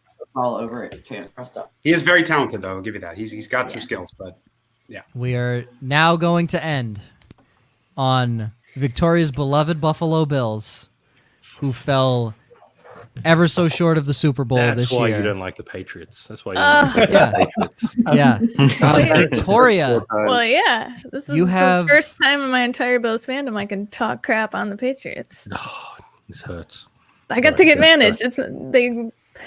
They crushed my soul for the last 20 years. Anyways, Patriots have Cam Newton though. that's right. That's That's great. true. We're That's about to great start for Cam them. Newton podcast right after this, right, guys? oh We're God. doing the Cam Newton now. Guys, we are Stop. over the time limit. Victoria, Travis yes. Etienne to your Yes. Buffalo Bills. So what I want to start with here is that they're reportedly looking to move up from pick 30 in the first round to take Travis Etienne, which nothing leaks out of one Bills drive. And this is what leaks. I'm not sure it adds up, but this is the fan pick. This is the sexy fantasy pick, right? He's the ACC career record holder for rushing yards with almost 5,000, total touchdown 78. the Bills, we ranked 25th in the league in yards gained by running backs last year, yet they only rushed against a stacked box 42 times, the third lowest figure in the NFL. So that just kind of tells me I think we know what we have in Singletary. I'm not sure about Moss here. He could be that goal line back, but the Bills are in win now mode. Uh-oh. You're not worried about your goal line back, Josh Allen? I mean, obviously, yes. Josh is the running back one for fantasy. Yes, Exactly. obviously. I'm not saying ETN's going to be, if a running back in general goes to Buffalo, I'm not going to be looking at them in fantasy with hard eyes. I only save that for my second husband, Josh Allen. But you know what? They should take an edge. They should take a cornerback here opposite Trey White. But this is my decision. So with Najee gone, I'm taking ETN. Javonte Williams is also super intriguing here. I really like him too. But I went with ETN for the pass catching abilities. If ETN goes, does he take away some of Josh's touchdowns? Do you think, since he's so talented? Yeah, I think he would take some of it away. I think his he'd have some regression there at the goal line. But I mean, I'm not pushing him down my rankings because of that. I don't know that it would hurt Josh Allen's red zone carries. I just think that ETN's breakaway speed allows them to score from 20, 30 yards out. That's what's going to You hurt. have someone that can actually do that now on that team because Singletary and Moss can't do that. ETN's way better in my opinion, so he's going to have so many more times where he can just hit a hole and just take it to the house, and Josh Allen's not even going to have to do what he does, which will. But still, Josh Allen will be fine. Unless he's passing it at the 25 and ETN's taking it, and he still gets those points. So it's all good. I think the Bills saw last year that Josh Allen is an elite passing quarterback. I don't think they want him rushing the ball on the goal line as much. So I think we're going to see a lot more, whether it's Moss, whether it's single carry, whether it's ETN, who knows. But one of those guys, I think. Wow. I think they're gonna one of Bringing those the guys. fire today. I think they're gonna want to use like a true running back rather than could it be Josh Allen, could it be Moss, who knows, So yeah, it could be a great move. They got to beef up the interior of that offensive line, though. Absolutely, yeah, they really do. I thought that Moss would actually kind of be the reason that we saw some touchdown regression from Josh Allen last year, but we didn't see it. I mean, and I don't think that ETN is a better goal line back or even close to the same type of goal line back that Moss is. I think, though, what you said, that breakaway speed, that was the element that the Bills' offense was lacking last year. So I do think that an ETN Moss combo would do really well, but I don't think it affects Josh Allen's goal line touchdown numbers whatsoever. I didn't believe people when they said Moss would take it. You're right, and I do think ETN would add an element that offense desperately needs. And as a Patriots fan, I would that offense would be frightening to watch if they got ETN. Thank you so much. Too many Patriots fans on this fucking podcast. I just realized we have 3 Patriots fans. on Thank this you, podcast. Linda. Thank you so much for saying That's that. way I've been too holding many. it in this whole time. I just want to end my pick with this. Nobody circles the wagons like the Buffalo Bills. That's still one of my favorite phrases. I absolutely love it. They have 1 year where they're great, and all of a sudden now, just it's unbelievable. It's okay. It's Let's nice not to see forget they it's nice did to see once little upon a brother time get make the 4 shot. straight It's great. Super Bowls. Don't worry, Josh, guys. did Revenge they is a win- meal did best they win served any of cold, them? all right? At the Super Best Bowl. served cold. We're coming Did they back. win any You of them? can always come onto this side from the Patriots. I mean, I wouldn't blame you. I wouldn't blame you. Josh, quick question. Did they win any of them? I haven't No. heard the answer to that question. The NFC East exists. How many NFL teams have Not made one, it not to one. 4 Super Bowls? Let's be real. In a Like, row. even None. making it there is not Well, easy. the Patriots, actually. The The Patriots made it Patriots. a lot more. They've won a Yeah, lot Patriots more have than been to. No, I understand. 10. But the In point a that I'm getting row, at I is there's say. only like It's 3 not teams what that we have came even here won for. more than 4. Hey, yeah, let's fight after the draft. Joe, I put a Get us question out of on here. Twitter. I put a question on Twitter about who was the only division who all 4 teams have won the Super Bowl. I didn't realize the NFC was the one who actually knocked the Bills out. Yeah, 3 of them. every That's single crazy. time. Yeah. That's tough. Absolutely tough. Victoria's so sad. We'll discuss after. All I right. won't be sad this year. It's okay. That's okay. All right. Thank you, everybody. First off, we appreciate this. This was a lot of fun. I will wrap up with everyone's outro, but tomorrow What are we now? About 22 and a half hours out from the NFL draft or something like that. We're almost there. Almost there. You can join us. We start at 7:30 p.m. Eastern, 30 minutes before the official start of the NFL draft. We have our live draft stream. We have every fantasy footballer's writer, correct, throughout the show? Just about. Just about? 93%. 93% of fantasy footballers writers joining us, and we'll have them It's a periodically. baller draft experience. Yes, See what I did is there? what Josh deemed it. He thought he was so clever when he said it. So we'll be live tomorrow. It is our 4th annual year. It's not our first year like some other people are doing this year because they're like, oh, Club Fantasy's been doing it for 3 years. They're cool. Let's do one. No, we were the originals, so you guys can join in here. Not to bash on anybody or anything, but we've been doing it for a while. We're secretly bashing on you. I have no problem throwing shade. No problem throwing shade here, right? No problem whatsoever because we love everyone in the industry. And obviously, please check out everybody's, but come to ours first because we're the best. You can follow. All right, I'm going to start from where I see in the top left all the way to the bottom here. So you can follow Josh at the One Hudsonian, Dave at Fantasy Go NFL, Ryan at the Fantasy 5, Chris at Chrismo2413, Victoria at FFB_Victoria, Luke at something because he doesn't have his Twitter It's just handle at there. Luke Sawhook. I'm the only one who doesn't have my Twitter handle. That's weird. Okay, perfect. At Luke Sawhook right there. You can follow me at Joe_Zolo, Linda at Lindelians, Zach at Wu-Tang Forever, and Fantasy Mike at Ball Blast Football. At Fantasy Mike BBF. Here's a fun fact too. This is now the second show we've done together, Joe, and you still don't follow me. So, Slam.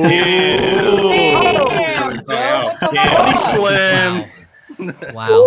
so yeah, I'm going to be checking on that in like 5 how do minutes. you like that? Fantasy Put Mike him BBF, on Joe. blast. That's all right. Following everyone. I mean, I literally just put the entire fantasy community on blast for basically copying what we've done the past 3 years, so I deserve it. Well, now, Mike, it's only one show because I just followed you, so suck it. You're wrong. Yeah, baby, I got Mike it. came out with I a got it. thanks for having me on. Here's a clothesline now. No, this is awesome. We appreciate everyone joining. We obviously appreciate everyone that tuned in. Join us again tomorrow, 7:30 p.m. Eastern, 6:30 Central. We will be starting our live NFL draft coverage with 93% of the fantasy footballers writers. That's And statistic. more. And more. I don't even know what the more is. I don't. Ooh, you're gonna. Be I show shocked. up and Rondale talk. Moore. I literally show up and Rondale talk. Moore. Rondale Moore. Rondale Moore at the draft podium. And maybe we'll have Luke make a guest appearance to strictly talk quads. I think I like Luke it. will do his Quad research over the analysis. next I 24 would be open hours. to it. If you create a quad podcast, I'll listen. A quadcast. We'll call it the quadcast. I like it. The quadcast. I might write 4 this. players talking quad, or 4 people talking quads. The quadcast. All right. Always remember, defense wins championships, offense wins fantasy football. You can follow Club Fantasy on Facebook, Twitter, and Instagram at Club Fantasy FFL. The URL is clubfantasyffl.com. We will see you not next week, tomorrow for finally the 2021 NFL Draft. Thank you once buddy. again to everyone that joined us. We will Yes, see you.